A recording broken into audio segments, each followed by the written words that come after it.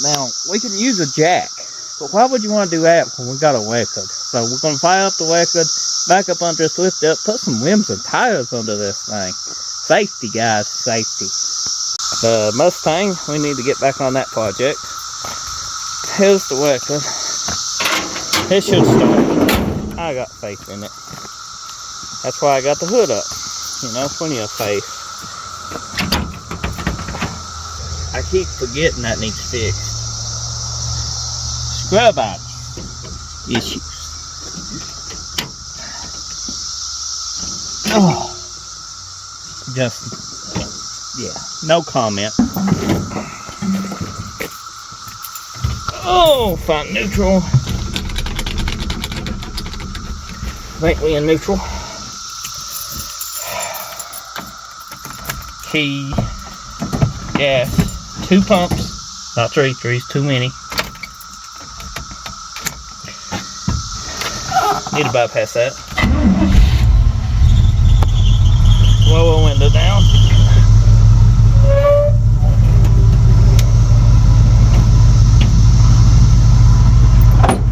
Then we just let it come to temperature. Hopefully I can move forward now.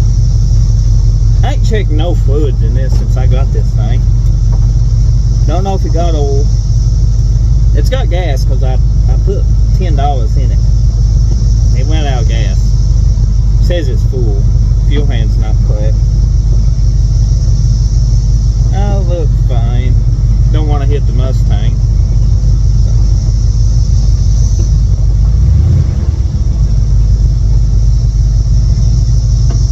I got back up to this Ranger, get out and see what we got going on with the twin. Because this is what we're going to be lifting it with. Shane, let's get this undone here. We'll fix this so we don't have to worry about it.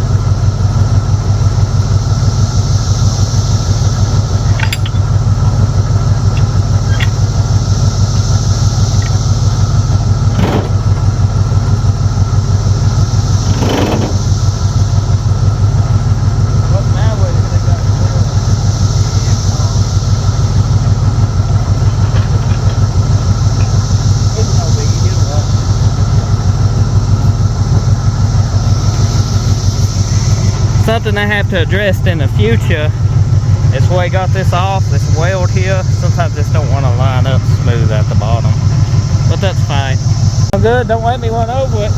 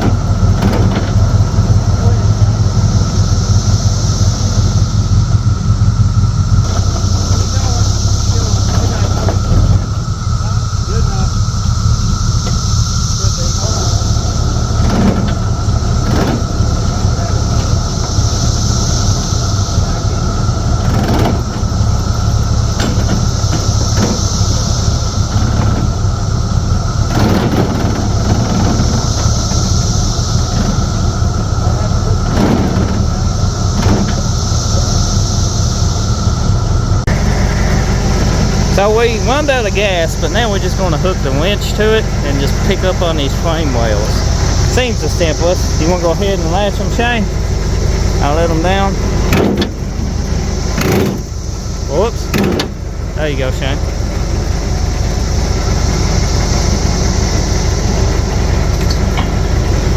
Pull hard.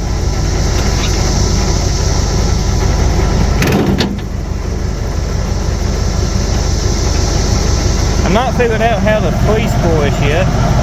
I'm sure I was away. Oh, I see now.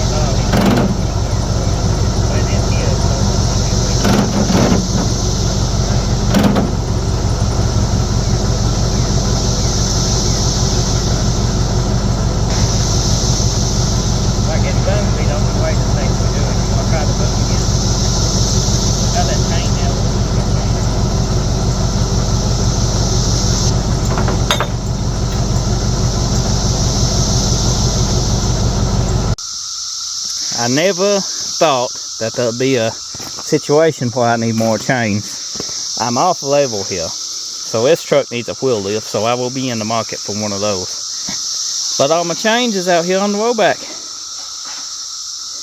Go figure. Yeah, so we're gonna just jack it. Simpler. At the end of the day, we ended up using the Daytona jack. While I'm on a hill, I can't extend those as a booger welded. And they supposed to have a pin here that you pull out that these slides to get longer. So if you're on the incline and stuff. So I need to fix that. So I took it completely off for now. But it's sure been an adventure so far. Just to this point. Now comes the hard part of taking the transmission bolts out, ain't it, Shane? Yeah, we got all kinds of good parts over here. So we got the boom. It's hooked up to the motor.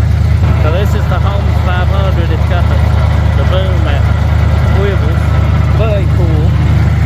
And we're going to try to pick this up.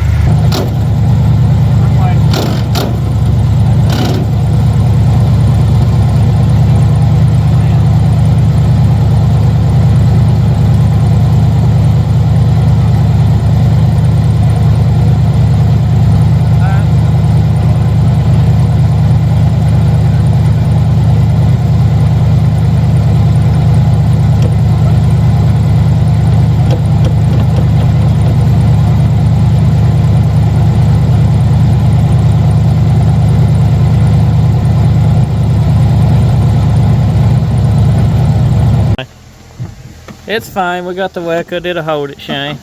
So you got the bell housing off the dowels about it? We got everything off, huh?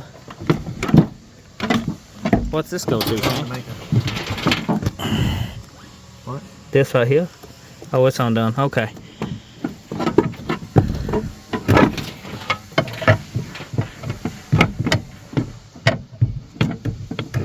Big Mac tool ply bar is fancy at it.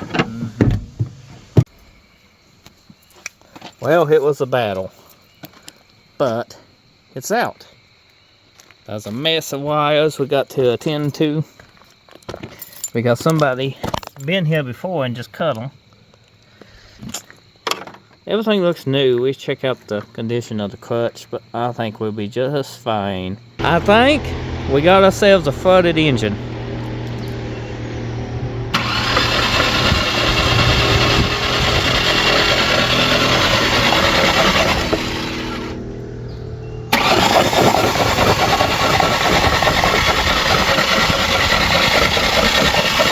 Hopefully it's not damaged. But you can tell she's been flooded. You can just tell. Keep going. Oh, hold on.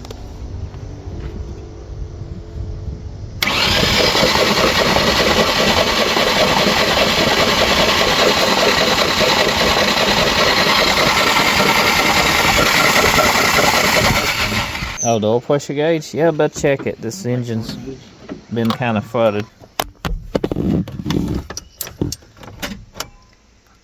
There's a battery tunnel, so.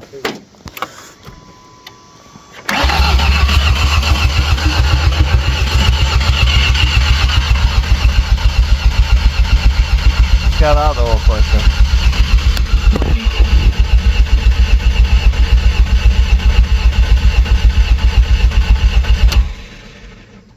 Sounds good cranking, don't it? So we're good. Got nice and stout. It does. They should have oil pressure by now, by the way. Either the sensor's bad or something's bad. Got one battery down. Hopefully not the oil pump. Backfire still ain't gonna catch nothing on fire. It ain't leaking gas. We'll be fine. First test start of a flooded engine. I'm scared. You scared? Yeah, hell yeah. Better make sure it's in neutral. It is. Okay.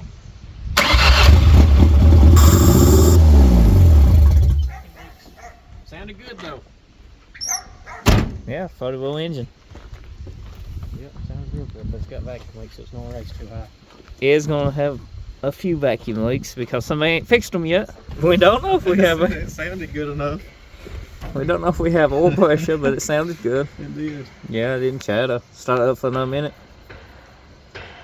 I take the oil cap off and look down in the hole. Hold your finger right here. What? Wait a minute. Where do we have vacuum leaks at now? I don't know. You sure it wasn't just sucking through the intake for air from the idle air control valve? Could have been. Yeah. Let me start it and you watch it. You start it, I'll watch it. Just I don't shut it right off. Ain't like it's gonna overheat.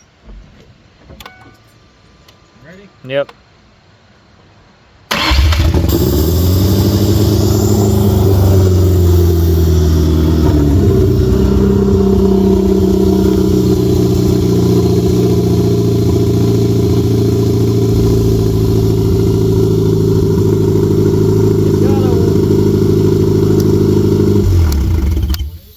It's fine. It's got plenty of oil pressure.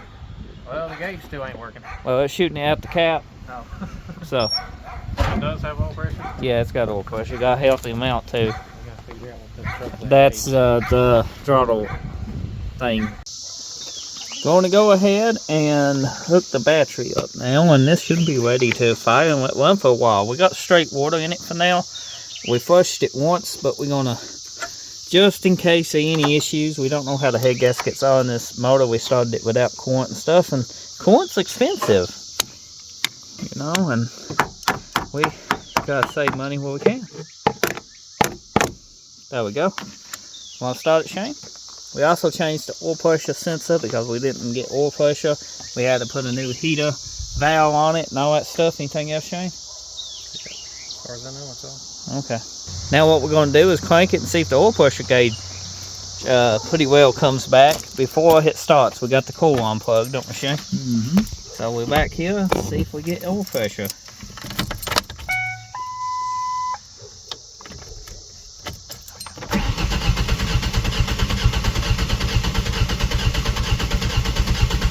We got oil pressure. Actually, we're gonna let it run this time and see what we got. Ready? Yep.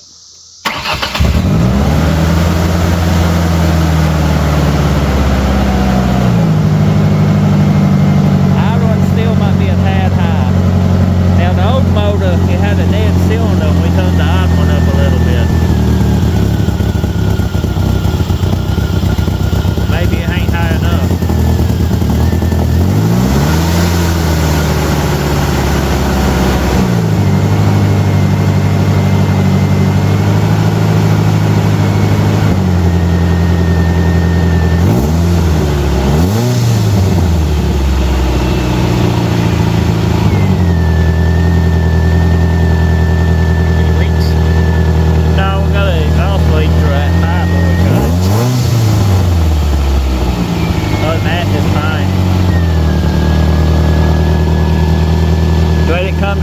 We'll see what we got. I think we need to set the other one up a little.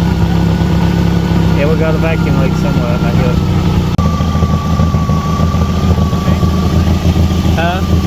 The temp gauge moving, that's good. Sounds good about that.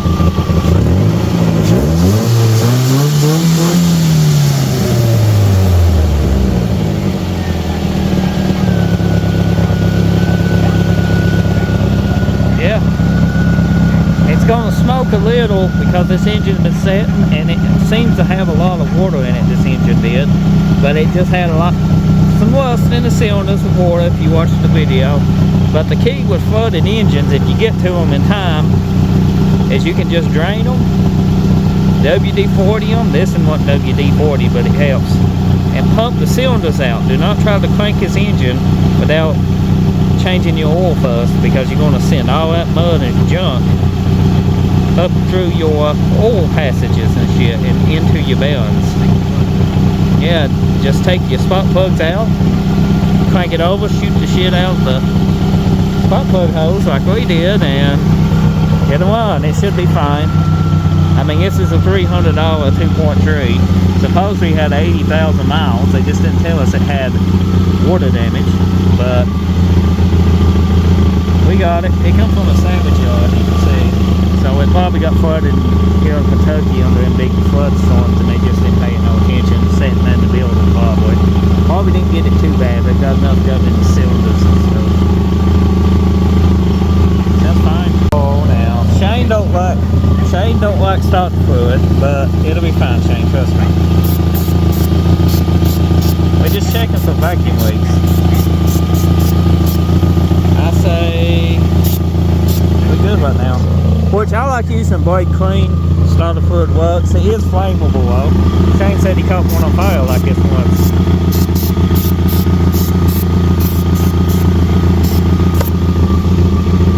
I guess it's fine. It'll be alternator. Yeah, like I said, it don't act like a vacuum leak because it ain't out on high. It's actually out on down. So I say we're fine.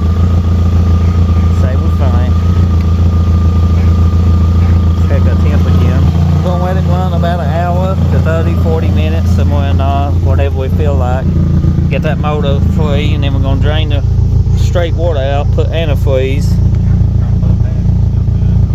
and give it another fresh oil change. We want to do 2 oil changes on this motor normally, but this one had a lot of water, so we want to bring it to temperature and get hot enough to evaporate that water out of this motor, and then we're just going to change the oil. Even though it's new oil, we're still going to change it because that motor had a little rust in it. And we're going to seafoam it too. We're going to seafoam it before we change the oil. After we change it? Okay. Yeah. And the Ranger is heading out, so hopefully it does a good test drive.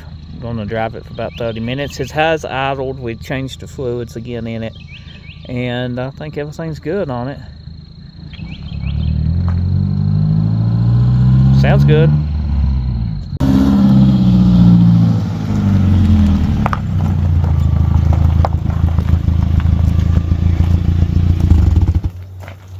Well, I guess that's a good job, Shane. Yeah. Yeah. One's good. Great. One's great. Well, that's good. So it took me and Shane about a week, didn't it, Shane? And it still needs O2 sensors and a few little odds and ends, but it's drivable. It runs a lot better than the motor that's in the back with the dead cylinder. So thanks for watching. If you enjoyed, comment below, and what's your experience with the Ford Ranger. And don't forget to get subscribed for more content like this.